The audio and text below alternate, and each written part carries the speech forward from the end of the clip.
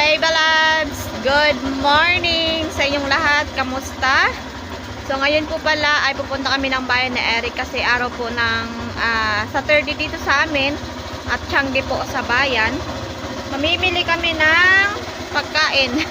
Kung anong makita mamaya, edi bilhin namin mga ka-Baby Loves. At saka, ang priority namin, bibili kami ng bigas. Ubos na ang bigas. So, paalis na kami at meron pang inaayos lang si Eric sa kanyang motor. Tara, samahan nyo ulit kami mga ka-Baby Loves sa Palengke Edition. Tiangge. So, let's go!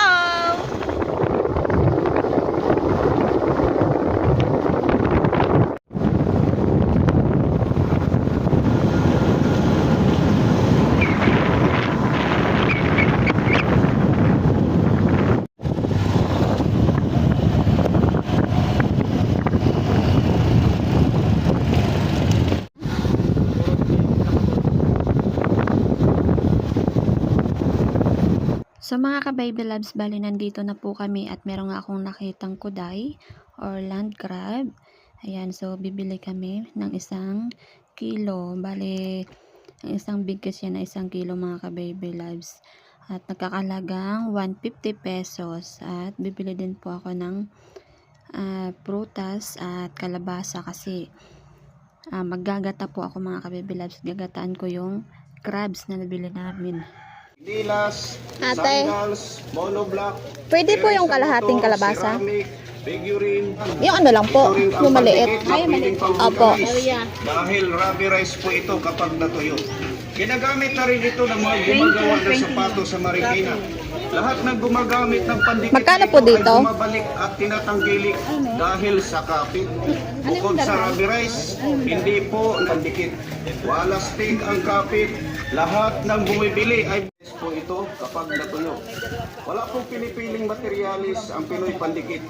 Kapag dikit lang Ito po ang po. pag-uusapan, ma'am, sir. Walang mga sira at mga basag. Nakagamitan sa inyong bahay ay Pinoy pandikit lang ang kailangan. Ginagamit na rin ito ng Marikina shoes. Pinakamatibay na pandikit ang hinahanap nyo. Subukan niyo ang original na May 8 ka na eh? Ilang?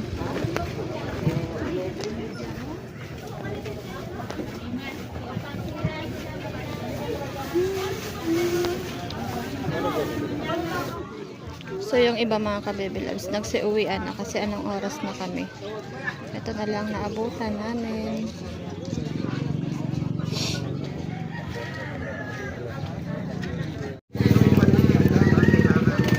Ginagamit na rin ito ng Marikina shoes. At nag-viral na po ito sa Facebook at YouTube. Ang Pinoy pandikit. Dahil napakatibay sa kapit, kaya bilhin po kayo. Mga suki. So nakabili na rin si Eric ng bigas. Nagkakahalagang 1 to mga ka-Baby Loves ang bigas dito sa amin. Mga ka-Baby Loves, nandito na kami sa bahay. So ako ngayon ay pupunta ng baba. Mamaya na ako magluluto kasi maingay dito. Naririnig nyo naman, merong sound kasi kasalan dyan sa kabilang bahay mga ka-Baby Loves. So puntahan ko muna sa Eric doon sa baba kasi pumunta siya doon, nag-ayos ng bangka. So tara. Dito ulit ako dadaan sa shortcut. Kalma ang dagat mga ka-Baby Loves, lalo kaninang umaga. Parang mantika.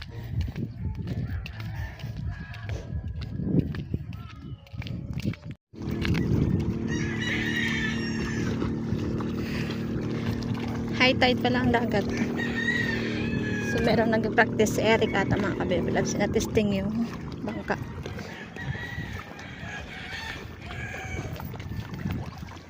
Makulimlim pero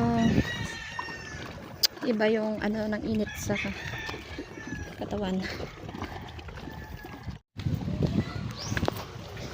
Malapit na ako guys. Dito pala sila Ray. Naligo.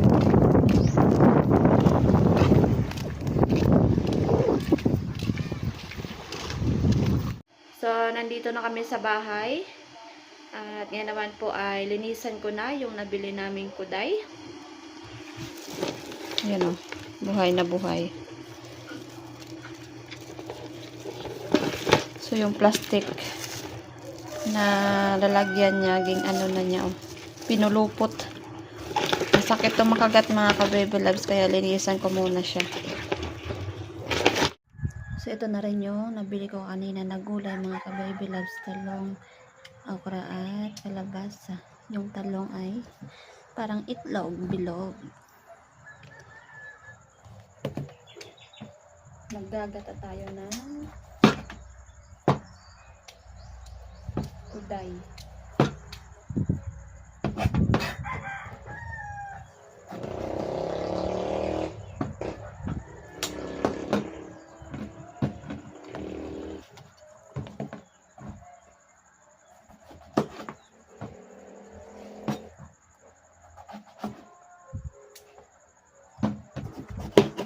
Sabihin ko nila sa gitna.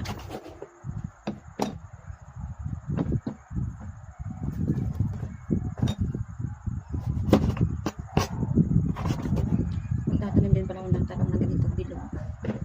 May tawag dito na talong eh.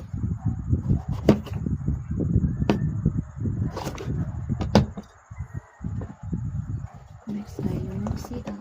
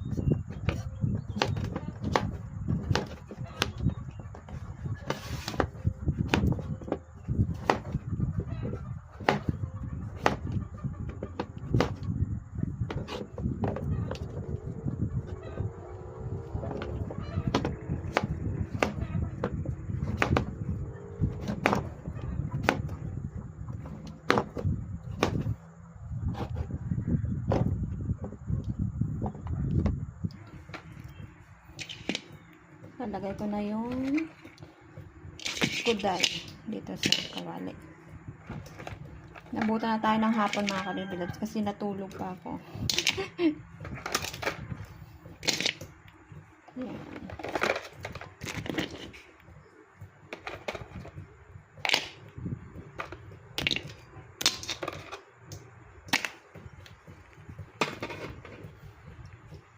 Saka yung gata.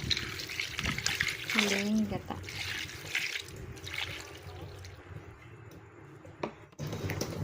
Saka yung sibuyas. Nilagyan ko na rin siya ng bawang. Pampabango. Lagay ko na yung kalabasa. At sitaw. Paminta.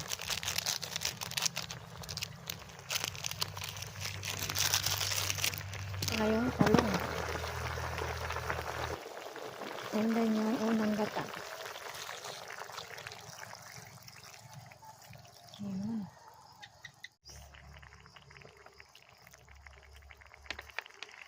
Wow! Lagay ko na rin yung okra. Ang taba niya mga ka-baby loves. Maya okay na to. Yun. Grabe.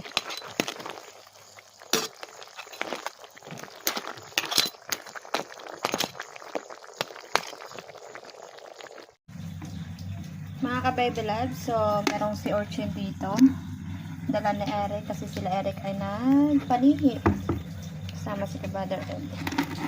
Yan, 5 piraso. Bibiakin ko siya at iihawin. Taba niya mga ka-baby loves.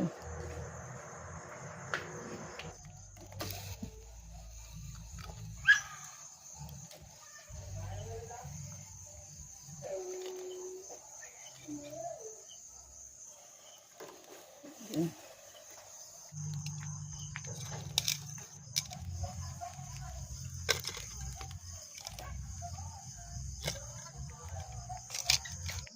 ka-baby loves, yan na ang ating puday. Tingnan mo.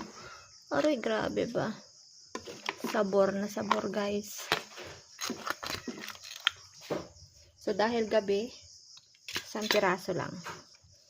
Tig-isa kami ni Eric.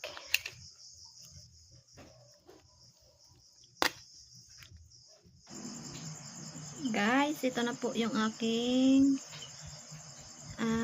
puday. At yung si Orchin, susawan,